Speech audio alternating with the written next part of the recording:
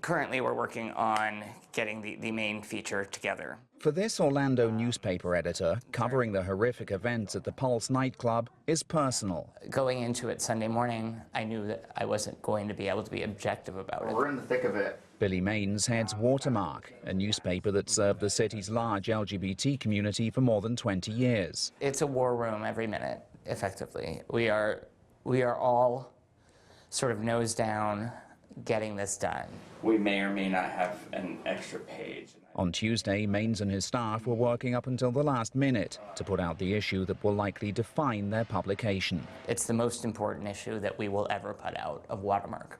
I thought that last year's marriage equality issue was the most important issue we would ever put out, but no. Maines is also pressed for gun control legislation since his husband took his own life using a firearm.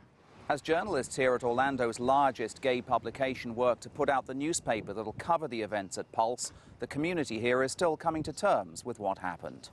At a massive vigil in Orlando late last night, thousands gathered to remember those who died, including many who knew victims of the shooting. They would come through the victim website, name after name, or through Facebook or other social media. We would get the message that, you know, one more person had passed away. It's an indescribable feeling. It's absolutely Javier Fernandez and Gina Bourguignon were friends with one of the victims.